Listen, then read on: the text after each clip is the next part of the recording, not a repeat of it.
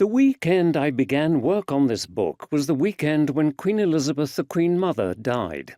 She had become a unique British institution. She was 101 years old, one of the few people ever to live in 3 centuries.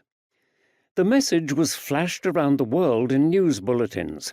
The Queen Mother had been a familiar figure to millions and had won the affection, admiration, and love of people around the world, not least through the comfort she brought to thousands who lost homes, loved ones, and livelihoods during the Second World War. Now it was the turn of her own family to feel the loss, and they felt it keenly.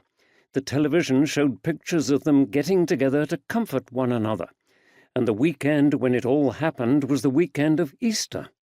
The Queen Mother died on Holy Saturday, the day between Good Friday and Easter Day, the day when the Church quietly and sorrowfully remembers Jesus lying in his tomb. It is an extraordinary moment, poised between sorrow and comfort.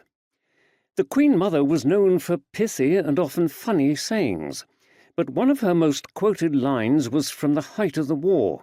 She had made many visits to the East End of London, which had suffered most from bomb damage, but finally her own home, Buckingham Palace, was hit by a bomb, causing a good deal of damage.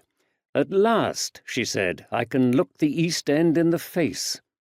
She had suffered something of what they had suffered, and the comfort she brought them by her continued presence was all the stronger. Paul's theme throughout this letter is the strange royal comfort that comes through the suffering and death and the new resurrection life of Israel's Messiah, Jesus, the Lord of the world.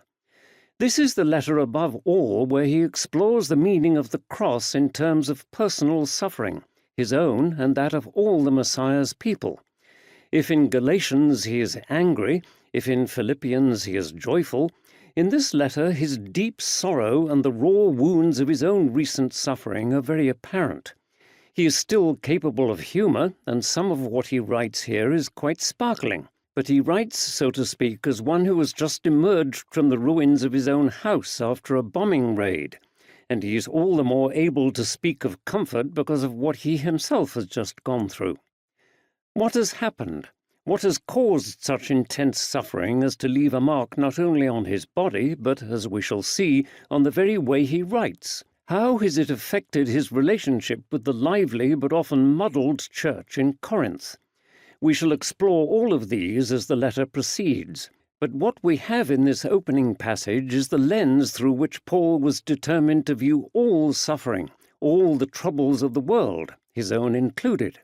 It is the lens of the gospel. And here the gospel is turned into prayer.